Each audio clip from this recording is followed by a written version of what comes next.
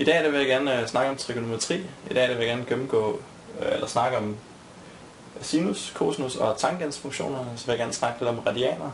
Og så vil jeg også gerne snakke om overgangsformlerne, som vi skal kigge på. Hvis vi nu starter med de tre funktioner, som vi har. Vi har en funktion, der hedder f af x er lige med sinus til x. Så har vi en, der hedder g af x er lige med cosinus til x. Og h af x er lige med tangens til x. Jeg skal nok vise, hvordan de kommer til at se ud. Det er sådan, at værdimængden, det vil sige på y-aksen, der går de fra minus 1 til 1, de her funktioner. Cosinus og sinus. Tangens, den er lidt anderledes. Den er faktisk defineret som sinus til x, divideret med cosinus til x. Og derfor så er x forskellig fra pi halve. Og det er fordi, at hvis pi halve, eller cosinus til pi halve, det er lige med 0. Og vi må ikke dividere med 0. Men jeg skal nok komme ind og forklare om alt det her. Og så gange p gange pi, det vil sige et helt tal gange pi. Fordi et helt tal gange pi plus det der, det svarer stadigvæk til, at cosinus vil være lige med 0. Det skal vi nok også lige kigge på. Vi starter med at lave en enhedscirkel her. Og enhedscirklen, den inddeler vi i det, der hedder radianer. Radianer, de er lidt forskellige fra grader. Det er sådan, at når vi bruger grader, så plejer vi at måle, det bruger vi til at måle vinkler i en cirkel med. Når vi bruger radianer, eller når vi har med radianer at gøre, så bruger vi dem til at måle cirkelbuen her, så hvor på cirkelbuen vi er. Så vi inddeler altså cirkelbuen i radianer, og den inddeler vi i 2 pi radianer, det vil sige, det svarer til en hel cirkelbue. Så hvis vi er her, der er vi ved 0 radianer, så går vi op her til pi divideret med 2 radianer, eller pi halve radianer kalder vi det også. Og her der har vi pi radianer, fordi det er jo det halve af en hel cirkel, og så her, der har vi så 3/4 pi radianer, og helt herop til 2 pi radianer. Så det var en måleenhed. Man kan lige godt sige meter, men vi siger altså radianer. Det er meget smart, fordi at omkredsen af en cirkel, den er jo 2 pi gange radius. Og vi ved, at det her det er en enhedscirkel, så er radius lige med 1. Og derfor så er det jo meget smart, hvis vi siger den her 1, at man så inddeler det, altså en hel cirkelbue, i 2 pi radianer. Fordi det er jo det samme som omkredsformen, kan man sige. Hvis vi så kigger på, ja, det er sådan, hvis vi har et punkt her, så har det jo også nogle koordinater. Det har koordinaterne cosinus til x, sinus til x. Og det er sådan, at cosinus til x, det er jo x, eller første koordinaten, den aflæser man på x-aksen. Det vil sige, hvis vi er lige her, så er cosinus til x, det er måske lige med 0,8. Og sinus til x, den læser vi på y-aksen. Så går vi ud fra punktet her, så okay. Så vil vi faktisk få et koordinat, der måske hedder 0, hvad blev jeg enige om, 8. Og så komma, den næste koordinat, det er sinus, det vil måske være 0,7, så det vil være 0,7. Det er sådan, det fungerer. Så hvorfor har vi de her koordinater? Hvorfor er det cosinus, sinus? Jamen det kan vi sige, hvis vi nu har en enhedscirkel her, så kan vi bevise, hvorfor det er.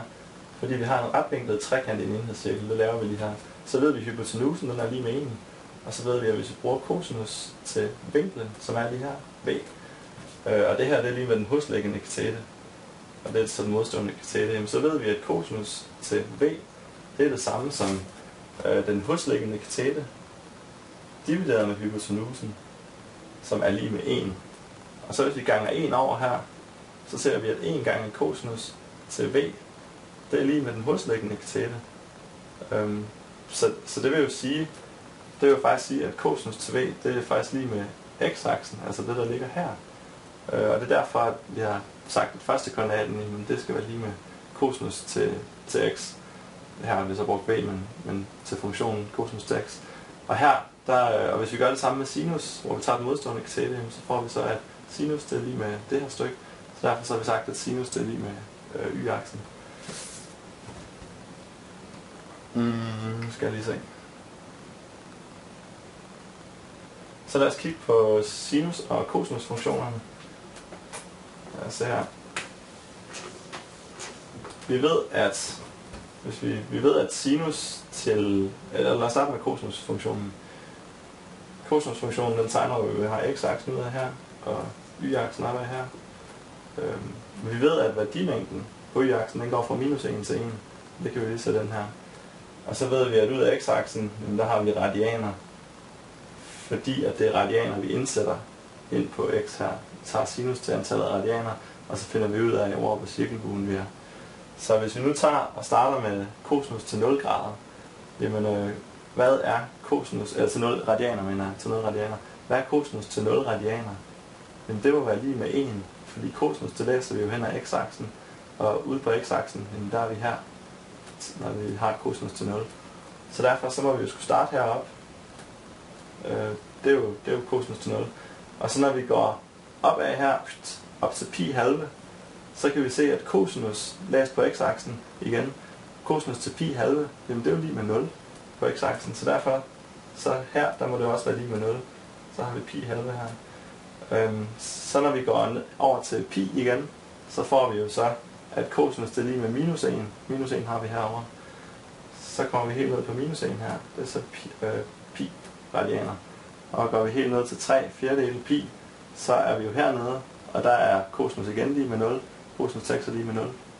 Læst på x-aksen. Så her har vi 3 pi divideret med 4. Og så går vi op til pi halve igen, og så kommer vi op til 1 her. Så hele det her stykke fra bølgetop til bølgetop, det kaldes altså en bølgelængde.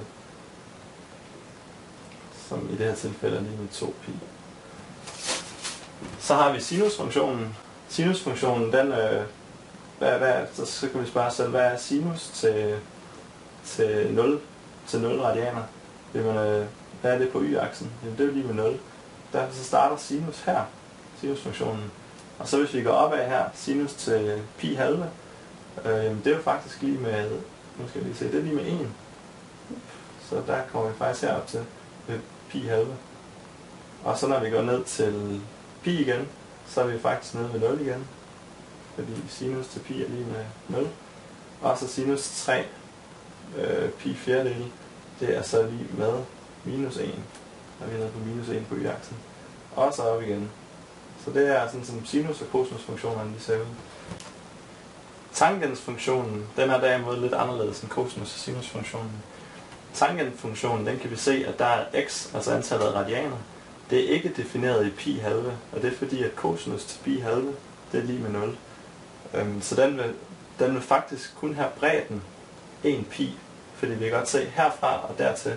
I begge tilfælde, der vil cosinus være lige med 0, og vi må ikke dividere med 0 i en brøk. Så den kan kun gå herfra og dertil, den kan ikke gå længere end det. Så den er 1 pi radian bred, og så vil den gå sådan her. Og den vil aldrig røre de her asymptoter, kalder vi dem. Det er dem, der går der ved pi halve og minus pi halve. Den vil aldrig komme ud og røre dem, fordi den ikke er defineret i det punkt. Vi kan så også se, at den skærer her ved, den skærer x og y-aksen ved 0.